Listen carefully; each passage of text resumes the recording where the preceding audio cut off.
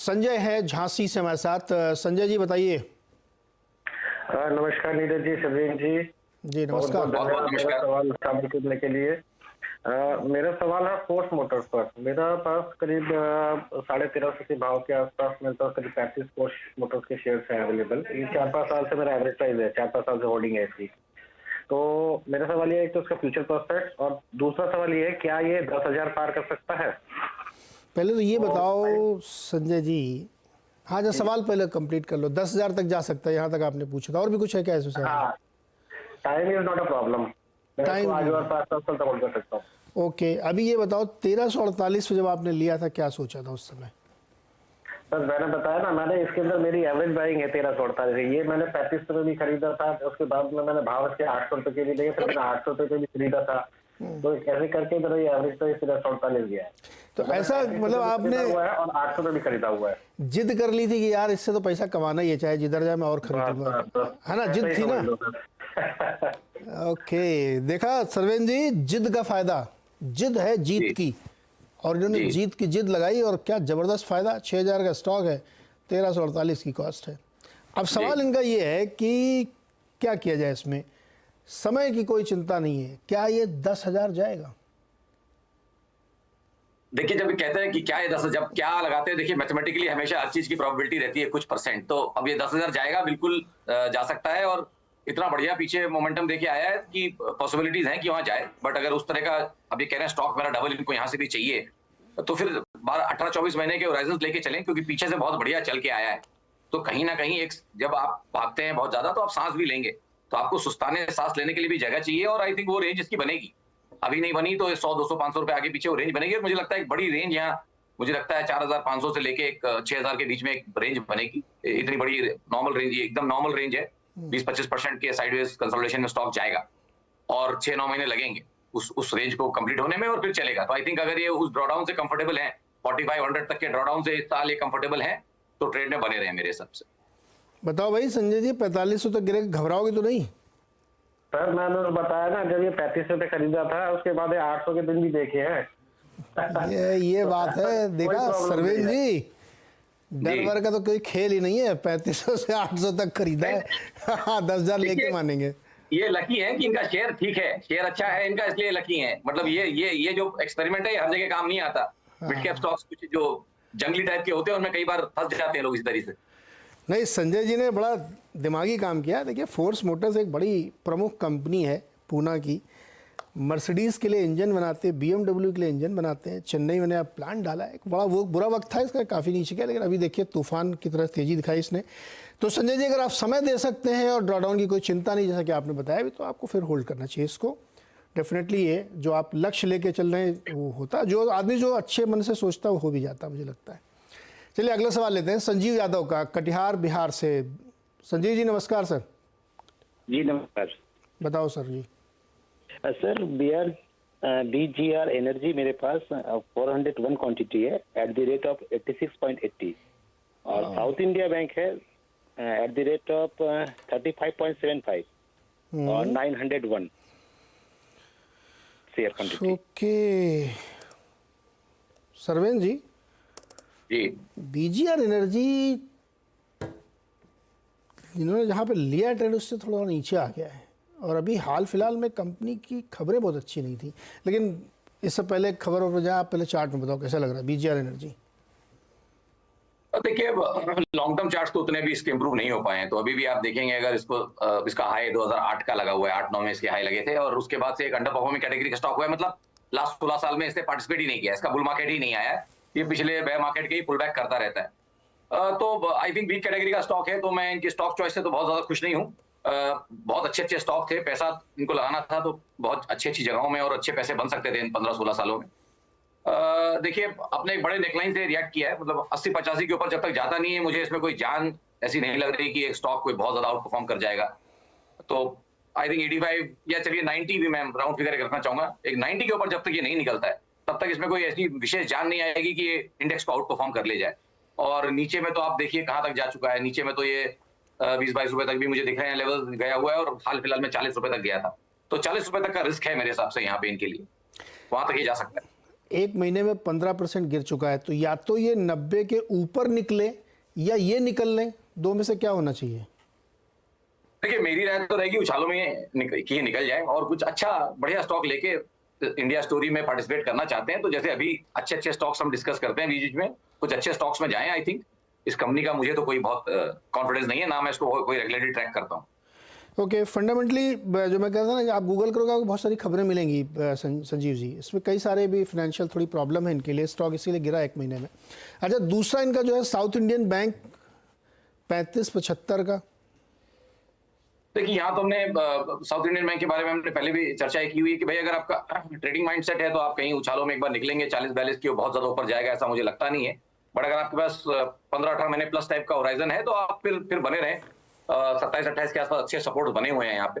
तो I think जब तक बहुत ज्यादा 27-28 के नीचे नहीं जाएगा तब तक लॉन्ग रन में सेटअप्स अच्छे हैं, बट शॉर्ट टर्म में मुझे लगता है कि एक बार नीचे में 30-32 के लेवल देखने मिलेंगे। ओके, 30 तो इसको होल्ड कर सकते हैं, लेकिन अगर लंबा समय दें तो जी, समय अगर लंबा दे सकें और टाइम होराइजन है तो होल्ड कर सकते हैं। ठीक है, तो इसको होल्ड कर सकते हैं लेकिन समय देना पड़ेगा। अगला सवाल लेते हैं, मुकेश का अहमदाबाद से हैं। मुकेश जी नमस्कार। नमस्कार sir, good morning. Good morning. मेरे दो क्वेरी है। हाँ। एक है इंजीनियर्स इंडिया 600 पीस है, 232 रुपए 3 पैसे पे। ओके। और दूसरा है IFCI 3500 शेयर्स एट 32 रुपीज 43 पैसा। ओके, बताइए भाई सरवेन जी, EIL 232 पर। नहीं, EIL में तो इनसे माफी मांगूंगा, नहीं इस पे व्यू नहीं दे पाऊंगा किन्हीं कारणों से।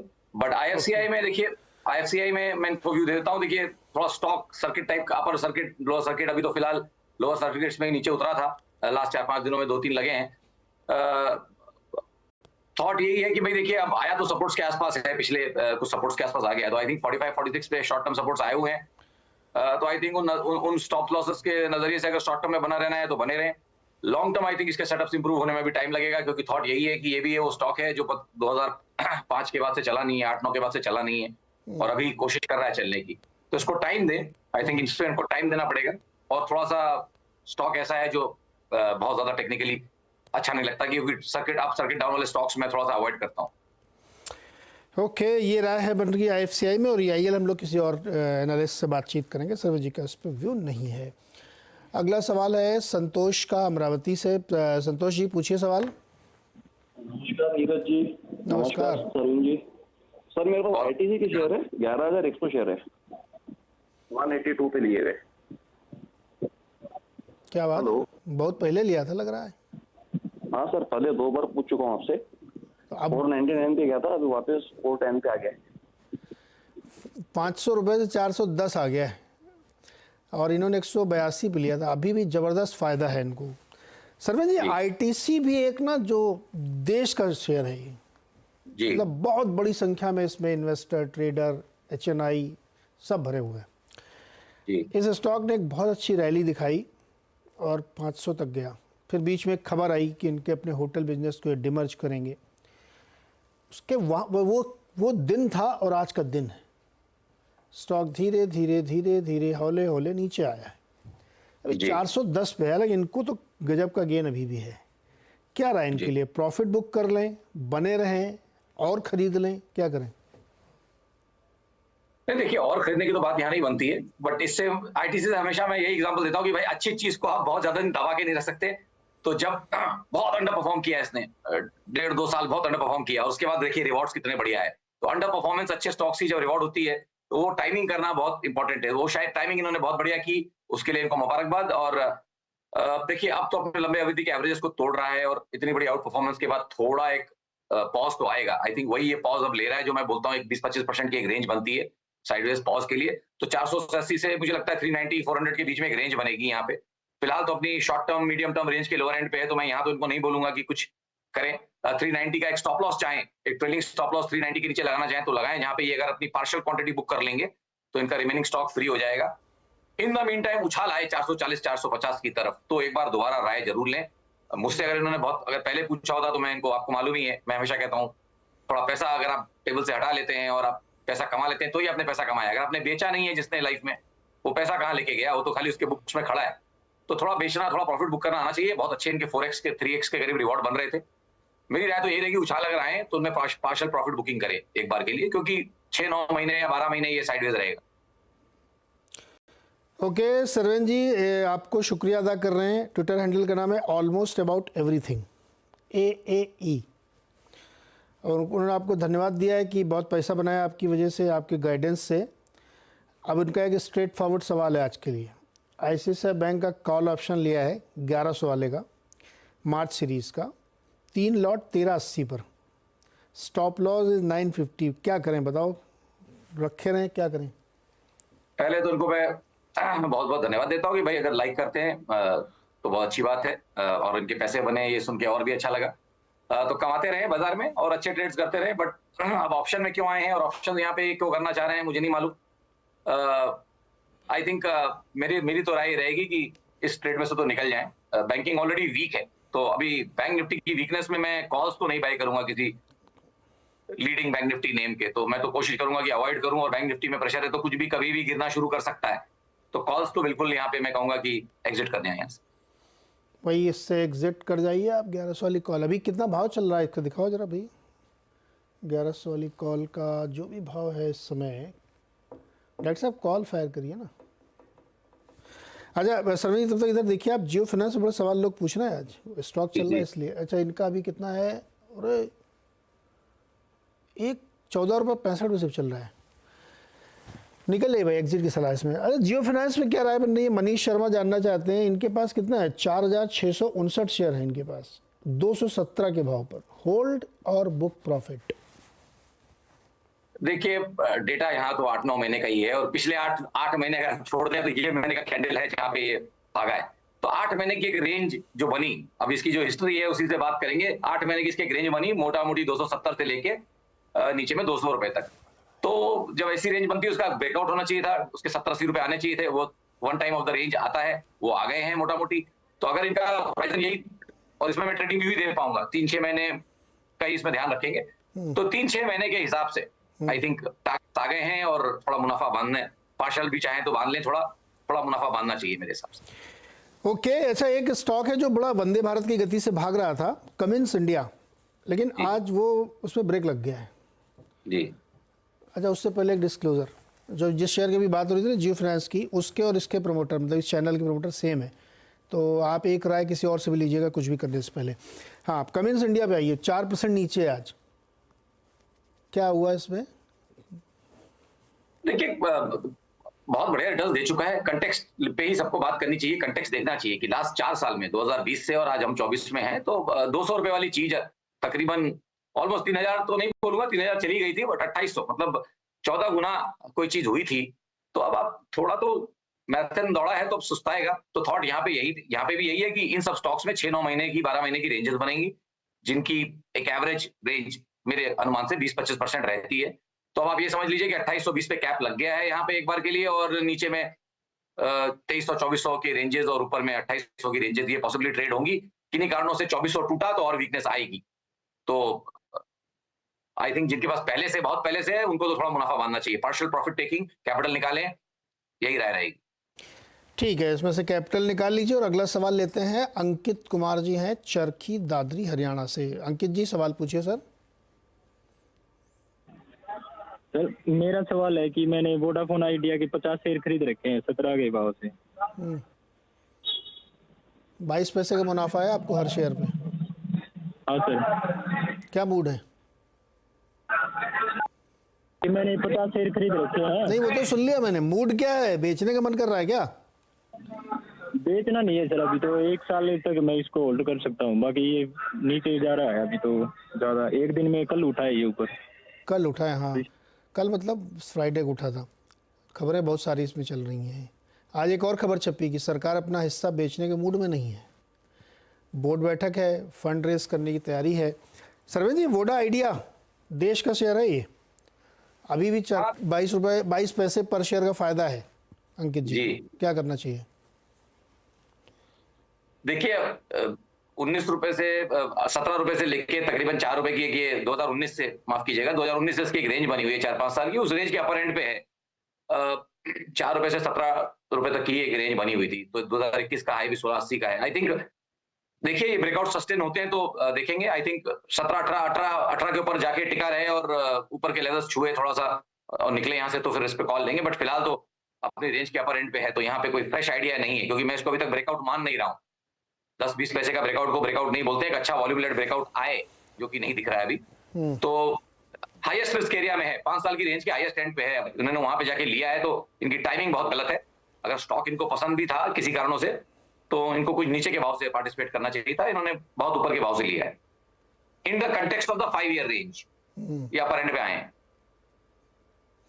ओके, ये राय है आपके लिए, और रेंज के अपर साइड में है आप, तो उसी हिसाब से कार्रवाई करिए इसमें। तरुण भवनानी का सवाल है, ग्रेफाइट के 90 शेयर हैं 615 के भाव वाले, 3 महीने की राय चाहिए, 3 महीने की। देखिए 3 महीने की राय अगर चाहते हैं तो मेरे हिसाब से तो थोड़ा मुनाफा बांधे। आई थिंक ये भी वही स्टॉक है जो 17-18 में टॉप आउट हो गया, उसके बाद से पार्टिसिपेट नहीं कर पा रहा है, तो मुझे इसमें कॉन्फिडेंस नहीं बन रहा। और अच्छी रैली कर चुका है। देखिए ₹200 वाली चीज तकरीबन 600 हो गई है, 240 250 के लोज वाली चीज जो है 600 हो गई है, अच्छा रिटर्न है। आई थिंक थोड़ा मुनाफा बांधना चाहिए। निकलिए, मुनाफा बांधिए। अच्छा, कमल जैन जी के पास पॉलीप्लेक्स के 500 शेयर हैं 950 के प्राइस पर, व्हाट टू डू? जी देखिए कांस्टेंट डिक्लाइन में है 21 के बाद से, और थॉट अब यहाँ पे भी यही हो गया कि देखिए बस नीचे रेंजेस में चले जा रहा है। कोई बहुत इंस्पायरिंग स्टोरी नहीं दिख रही है यहाँ पे, तो मैं इनको कुछ इसमें राय नहीं दे पाऊंगा। मेरे पास कोई स्ट्रॉन्ग व्यू नहीं है इन भाव से। बस यही बोल सकता हूँ कि भाई फिलहाल तो वीक ही है, रिवर्सल का कोई साइन नहीं है अभी तक। ओके, अच्छा एक बहुत जल्दी जाते जाते, SML इसूजू 2243 रुपए का भाव, 7% ऊपर, और ये भी लगातार चलता जा रहा है। देखिए इन सब तरह के शेयर्स में नीरज जी जब मूव्स आते हैं तो बहुत बढ़िया आ भी जाते हैं, क्योंकि एवरेज में देखता हूँ 20-30 हजार शेयर के वॉल्यूम होते थे, अब कुछ लाखों में होने लगे हैं, बट रिलेटिवली लिक्विड शेयर है कंपेयर टू मार्केट प्रोफाइल। तो आई थिंक जिस तरह का गैप अप करके मोमेंटम पकड़ा है, कोई न्यूज ड्रिवन कुछ पीछे इवेंट होगा, मेरे पास वो न्यूज तो नहीं है, बट जब तक मोमेंटम है बने रहे। आई थिंक इसमें ट्रेलिंग स्टॉप लॉस लगा ले, किसी के पास है तो 1940 के नीचे, और फिलहाल बने रहे 1 से 15 दिन। ओके, ये राय थी SML इसूजू पर 1 से 15 दिन बने रहिए। न्यूज ड्रिवन काउंटर हो सकता है, क्या खबर है पता नहीं है अभी। सरवेन जी शुक्रिया बातचीत करने के लिए, जुड़ने के लिए, बहुत धन्यवाद, दर्शकों की मदद करने के लिए। बता दें कि मनी कंट्रोल पर दिए गए विचार एक्सपर्ट्स के अपने निजी विचार होते हैं। वेबसाइट या मैनेजमेंट इसके लिए उत्तरदायी नहीं है। यूजर्स को मनी कंट्रोल की सलाह है कि कोई भी निवेश निर्णय लेने से पहले सर्टिफाइड एक्सपर्ट की सलाह लें।